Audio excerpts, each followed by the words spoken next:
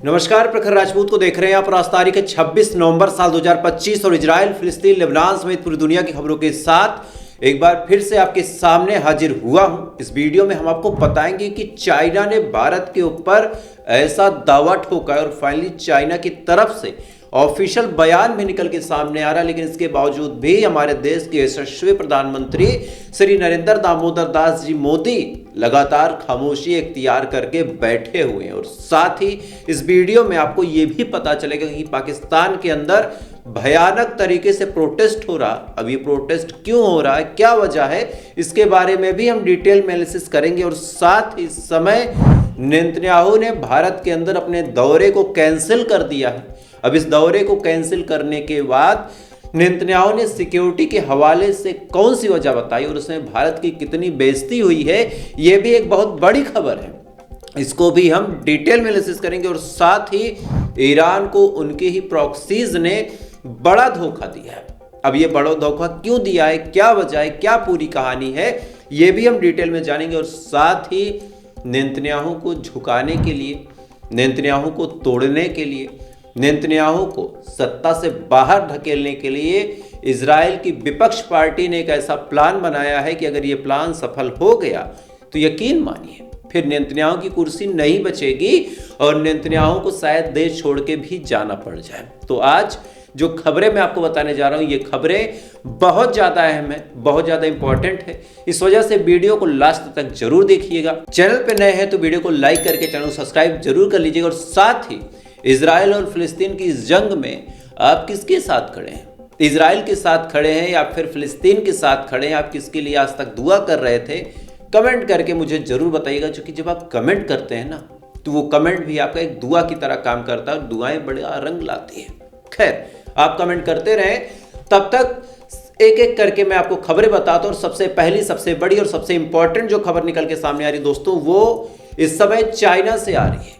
दरअसल एक महिला जो हमारे अरुणाचल प्रदेश की थी, जिसका नाम था योंगडोक, चाइना के दौरे पे जाती है, चाइना के विजिट पे जाती है। और इसी दौरान इमिग्रेशन ऑफिसर जो थे वो योंगडोक को रोकते हैं। रोकने के बाद उसका पासपोर्ट देखते हैं। पासपोर्ट देखने के बाद कहते हैं कि अरे ये पासपोर्ट तो फर्जी है, क्योंकि अरुणाचल प्रदेश तो भारत में है ही नहीं, अरुणाचल प्रदेश तो चाइना में है। अब ये बात जब वो महिला सुनती है तो सुनने के बाद वो परेशान हो गई। परेशान होने के बाद उसने कहा कि मैं अब क्या करूं। उसके बाद उसको 24 घंटे तक परेशान किया गया। उसके बाद उसको वापस भेजा गया। जब वो महिला वापस आती है, आने के बाद उसे कुछ समझ नहीं आता क्या करे, उसके पासपोर्ट को क्यों इनवैलिड बता दिया गया। तब वो पीएमओ के नाम पे एक चिट्ठी लिखती है और पूरा मामला जब भारत के प्रधानमंत्री के सामने जाहिर करती है, तब ये मामला पूरे देश में जंगल के आग की तरफ फैल जाता है। और फैलने के बाद अब इस मामले पे चाहे पक्ष हो, चाहे विपक्ष हो, चाहे आम जनता हो, सबको चिंता थी कि आखिर हमारे एक राज्य को चाइना कैसे हड़पने की बात कर रहा। इसके बाद भारत सरकार ने चाइना से जब जवाब मांगा था, तब चाइना के जो फॉरेन मिनिस्ट्री के, फॉरेन अफेयर के जो प्रवक्ता है माओ विंग, इन्होंने कहा कि हमने वही किया जो नियम, कायदे और कानून के तहत सही था। हमने कोई भी गलत काम नहीं किया, हमने कुछ भी इनवैलिड काम नहीं किया, हमने वही किया जो हमारे कानून में लिखा हुआ है। दरअसल चाइना का क्लेम है कि जो अरुणाचल प्रदेश है वो असल में अरुणाचल प्रदेश है ही नहीं, उसका असली नाम जगनान या फिर दक्षिण तिब्बत है। ध्यान दीजिएगा, चाइना साफ तौर पे ये कह रहा है कि अरुणाचल प्रदेश हमारा राज्य जगनान है, ये अरुणाचल प्रदेश नहीं है। भारत इस पे कब्जा करके बैठा हुआ है और इस वजह से हम अरुणाचल प्रदेश को भारत का हिस्सा नहीं मानते। तो जिस अरुणाचल प्रदेश के नागरिक के पासपोर्ट पे भारत लिखा होगा, इंडिया लिखा होगा, हम उसको एक्सेप्ट नहीं करेंगे। अब इतना बड़ा बयान चाइना के फॉरेन अफेयर के मिनिस्टर माओ विंग ने जारी कर दिया।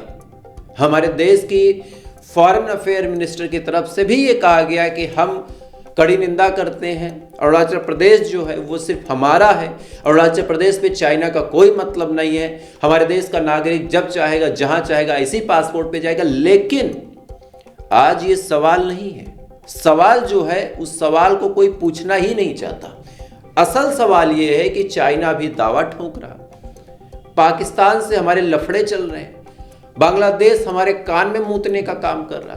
लेकिन इसके बावजूद भी एक बड़ा सिंपल सा सवाल है कि भारत का दोस्त कौन है। अगर आज ये तीनों तिकड़ी बना के भारत के ऊपर अटैक कर दें, आमतौर पे होता है, इसमें कोई डाउट या फिर मन में सवालिया निशान नहीं होने चाहिए कि भाई ये कैसे कर देगा, कर सकते हैं। अगर ये तीनों तिकड़ी बना के भारत के ऊपर हमला कर दें, पाकिस्तान कश्मीर की साइड से कर दे, बांग्लादेश पश्चिम बंगाल की साइड से कर दे और चाइना अरुणाचल प्रदेश की साइड से कर दे, तो क्या भारत के साथ उसके 3 दोस्त ऐसे हैं जो खुल के निकल के सामने आएंगे?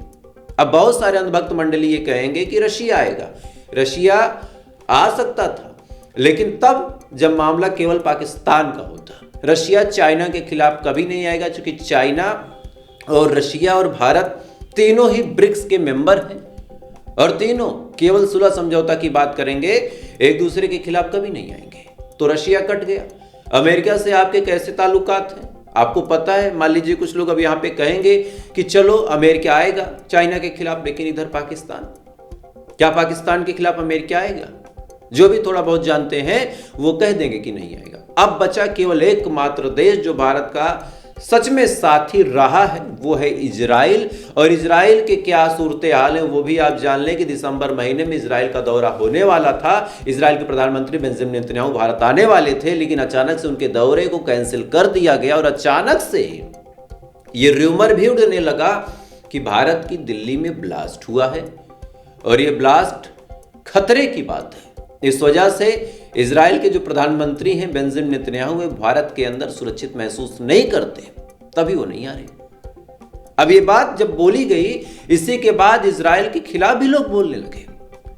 लोगों ने कहा कि इजराइल तो भारत का बड़ा अच्छा दोस्त है, तो क्यों नहीं जा रहा?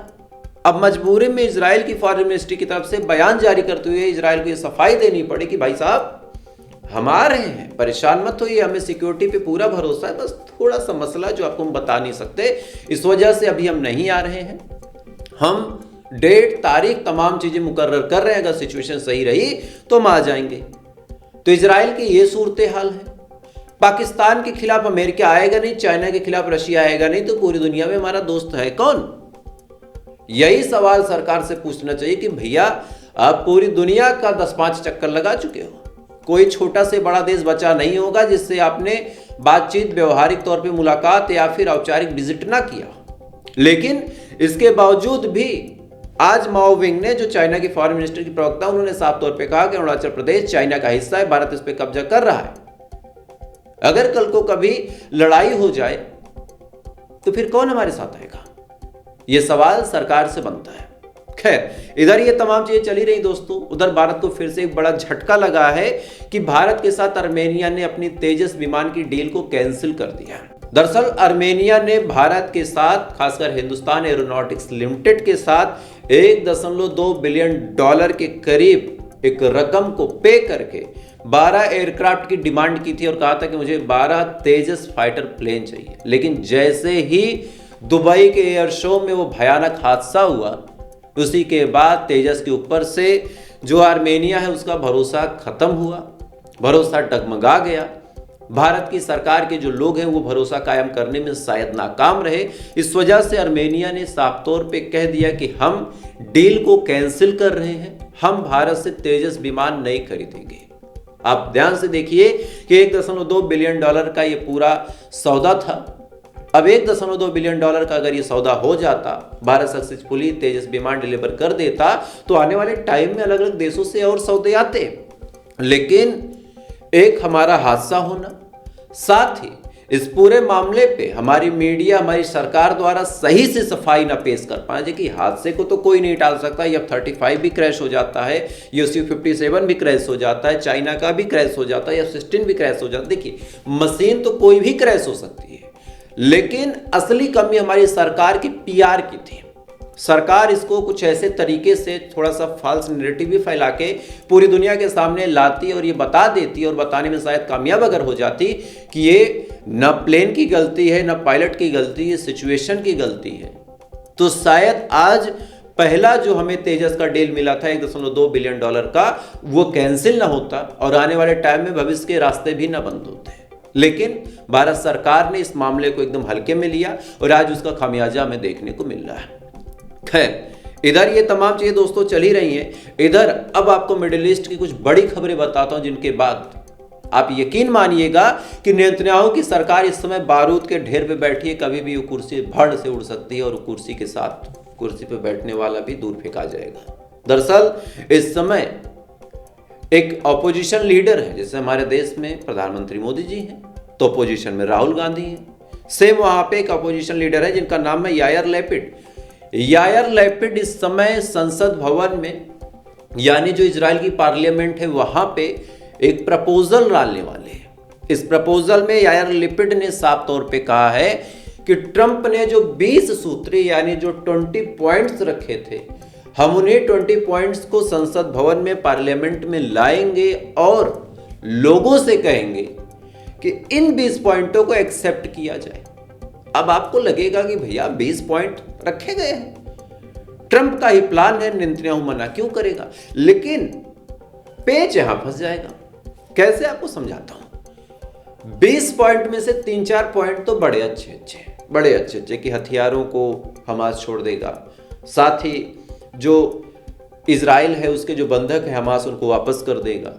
ये तमाम चीजें बड़ी गुलाबी येलो लाइन बनाई जाएगी।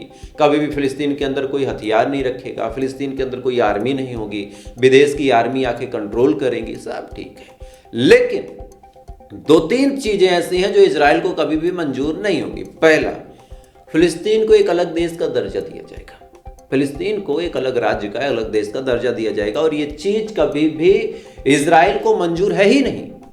दूसरा, फिलिस्तीन के अंदर एक ऐसी सरकार बनेगी जिसमें इजराइल का कोई इंटरफेयर नहीं होगा, ये चीज भी इजराइल को एकदम मंजूर नहीं है। तीसरा और सबसे इंपॉर्टेंट, जितने भी रेजिस्टेंस फोर्सेस के लोग हैं, चाहे वो हमास हो, अल-कुड्स हो, अल-कस्सम हो, इनके लोगों को एक सेफ पास दिया जाएगा, इनको जाने दिया जाएगा। ऐसा नहीं है कि आपने सीज फायर कर लिया तो लोकेशन निकाल के आप उनके ऊपर हमला करें, ना, ये चीजें नहीं चलेंगी। अब आप अपने बुद्धि विवेक से सोचो, नेतन्याहू को इनमें से कौन सी चीज मंजूर होगी भैया?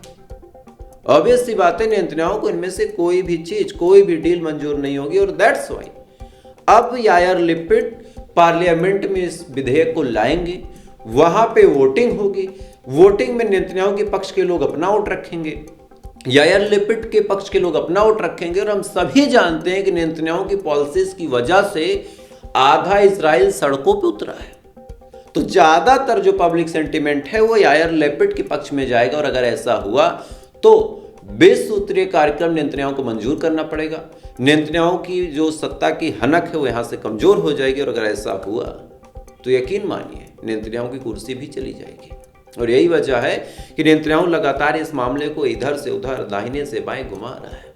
खैर, इधर ये तमाम चीजें चली रही दोस्तों। इधर यमन से बड़ी अपडेट निकल के सामने आई कि यमन के जो हुतीज ग्रुप है वो ईरान के ही खिलाफ चले गए। अब सुनाने में आपको बड़ा अजीब लगेगा कि जो ईरान साल 2014 में पैसे देके, फंड देके, हथियार देके हुतीज ग्रुप को यमन की कुर्सी पे बैठा देता है, आज वही हुतीज ग्रुप यमन की कुर्सी पे बैठने के बाद ईरान की बात तक नहीं मान रहा। सुनने में अजीब कहानी है लेकिन बिल्कुल सच है। हुआ कि आपको डिटेल में समझाता हूं। दरअसल हुतीज ग्रुप को काफी फंड दिया ईरान ने, कुर्सी पे भी बैठाया, लेकिन 2-3 छोटे काम बताए थे। पहला, लाल सागर के रास्ते से कोई भी जहाज इजराइल के हक में जाए, इजराइल के पक्ष में जाए तो तुम उसको गिरा दो। हुतीज ने एक काम खूब अच्छे से किया। दूसरा, ये कहा था कि मौका पड़ने पे तुम बीच में इजराइल के ऊपर अटैक करते रहना, जब वो गजा पे अटैक करे तुम इधर से अटैक कर देना, ताकि सेंटिमेंट और सिचुएशन बरकरार रहे, सेंटिमेंटल बैलेंस बना रहे। ये काम भी हुतीज ने खूब किया। लेकिन एक जगह हुतीज गलती कर बैठे या फिर ईरान समझ नहीं पाया, ईरान मदद नहीं कर पाया। हुआ क्या, आप डिटेल में समझो। सबसे पहले हमास के ऊपर हमला करते हुए जब गाजा को तबाह करने का काम किया था, तब अपनी दूसरी प्रॉक्सी हिजबुल्लाह को काफी पैसे और काफी हथियार देके ईरान ने खड़ा किया था इजराइल के खिलाफ। इसके बाद हिजबुल्लाह ने हमला करना चालू किया। जब हिजबुल्लाह ने हमला करना चालू किया तो फिर इजराइल ने पलटवार किया और नईम कासिम को मार दिया, हसन नसरल्लाह को, माफ कीजिएगा, हसन नसरल्लाह को जब मार दिया तब ईरान के ऊपर दबाव पड़ा और ईरान ने झट से एयर स्ट्राइक कर दी। ये खबरें आपको याद होगी, आपने अलग अलग चैनलों पे सुनी भी होगी, आपको बताने की डिटेल में जरूरत नहीं है। उसके बाद क्या हुआ, इधर से फिर इजराइल ने भी हमला किया 1-2 बार, फिर इधर इन्होंने भी हमला किया, लगातार ये चीजें चलती रही। इसके बाद क्या हुआ कि इन्होंने हुतीज से कहा कि तुम भी मारो, अब हुतीज ने मारना शुरू कर दिया।